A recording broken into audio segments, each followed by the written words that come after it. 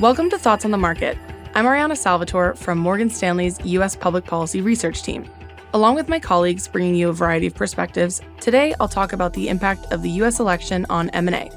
It's Tuesday, August 13th at 10 a.m. in New York. 2023 saw the lowest level of global mergers and acquisitions, or M&A, in more than 30 years relative to the overall size of the economy. But we believe that this cycle is currently reversing in a significant way and that politics won't halt the return of M&A.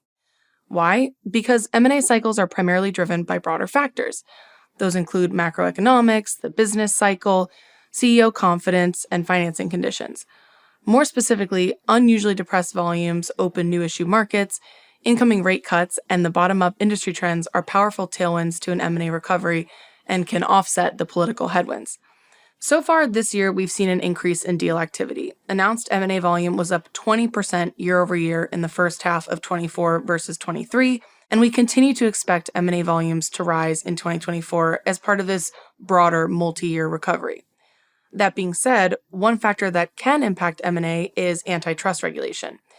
Investors are reasonably concerned about the ways in which the election outcome could impact antitrust enforcement and whether or not it would even be a tailwind or a headwind.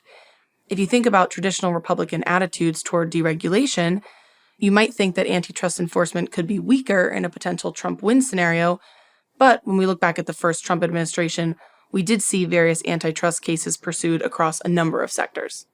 Further, we've seen this convergence between Republicans and Democrats on antitrust enforcement. Specifically, the vice presidential pick J.D. Vance has praised Lina Khan, the current FTC chair, for some of her efforts on antitrust in the Biden administration. In that vein, we do think there are certain circumstances that could cause a deal to come under scrutiny regardless of who wins the election. First, on a sector basis, we think both parties share a similar approach toward antitrust for tech companies.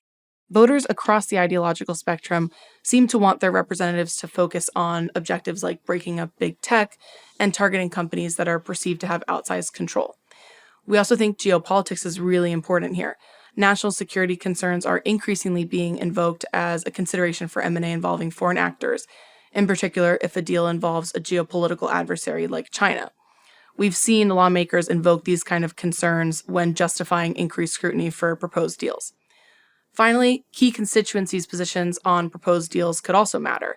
The way that a deal might impact key voter cohorts, think labor unions for example, could also play a role in determining whether or not that deal comes under extra scrutiny. We will, of course, keep you updated on any changes to our M&A outlook. Thanks for listening. If you enjoy the show, please leave us a review wherever you listen to podcasts and share Thoughts on the Market with a friend or colleague today.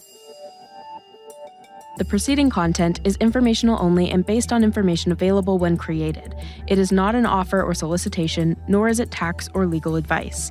It does not consider your financial circumstances and objectives and may not be suitable for you.